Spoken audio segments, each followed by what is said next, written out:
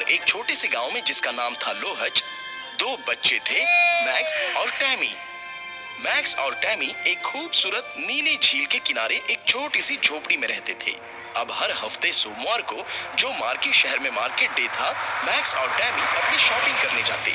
सोमवार को हमेशा की तरह मैक्स अपनी खिड़की से बाहर झांकने से पहले ही वो मार्की के लिए रवाना हो गए।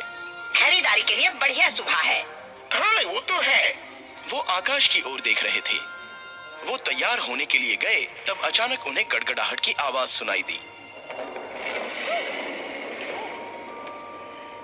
वो क्या है? मैक्स टैमी को संदिग्ध रूप से देख रहा था। यह निश्चित रूप से मेरा पेट नहीं है। तभी उन्हें फिर से गड़गड़ाहट की आवाज सुनाई दी। ये खिड़की के बाहर से आई है।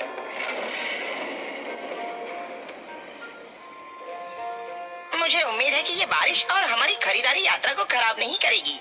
अरे नहीं, मुझे आशा है कि मैं इस यात्रा के लिए उत्सुक नहीं हूँ। चलो, बारिश शुरू होने से पहले जल्दी चलो। मैक्स को खुश करने के लिए टैमी ने कहा। टैमी और मैक्स अपनी छोटी लाल कार में सवार हो गए और जल्दी ही बाजार गए। मार्की शहर बहुत दूर एक पहाड़ी पर बसा हुआ था, इसलिए उन्हें घर लौटने के लिए पूरा दिन लग जाता था।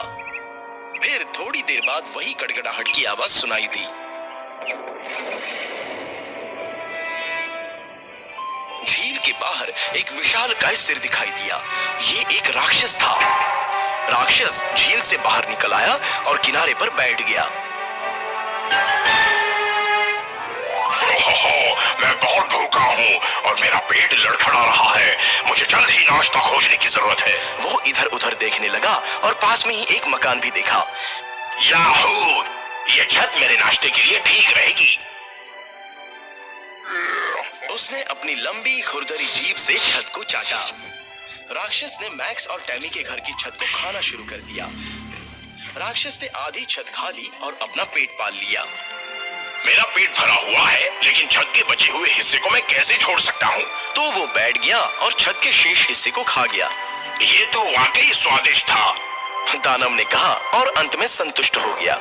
उस शाम जब मैक्स और टैमी घर लौटे तो बिना छत के अपना घर देखकर हैरान रह गए। अरे बाप रे, हमारी छत गायब हो गई है।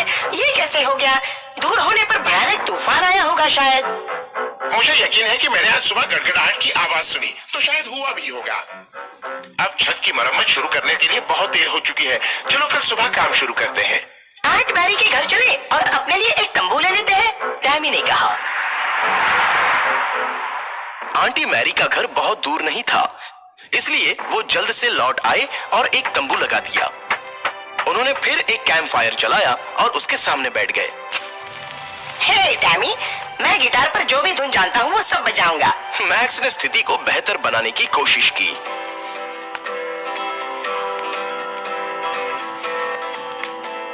अरे ये बहुत अच्छा लग रहा है। टैमी ने ताली बजाकर और गाना गाकर मैक्स का साथ दिया।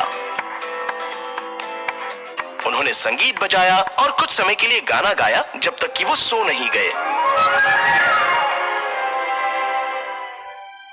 अब झील के पास में राक्षस पूरी छत खाने के बाद पेट दर्द को लेकर संघर्ष कर रहा था।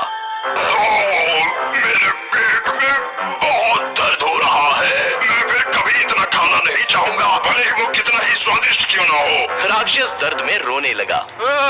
अगली सुबह मैक्स और टैमी ने छत को मोड़ना शुरू कर दिया। दोनों बच्चों को कड़ी मेहनत करते देख राक्षस को उनके लिए दुख हुआ। राक्षस ने तब मैक्स और टैमी की चुपके से मदद करने का फैसला किया। जब वो चाची मैरी के घर पर अपना दोपहर का भोजन करने गए तो राक्षस ने पूरी छत बनाना शुरू कर दिया। मैक्स और टैमी अपने घर की छत देखने के लिए घर लौट आए तो वो हैरान थे। और जब उन्होंने देखा कि उनके घर के दरवाजे पर एक पर्ची चिपकी हुई है, वो अचंभित हो गए। मुझे छत के लिए खेद है। आशा है कि आपको मेरा ये तरीका पसंद आया होगा।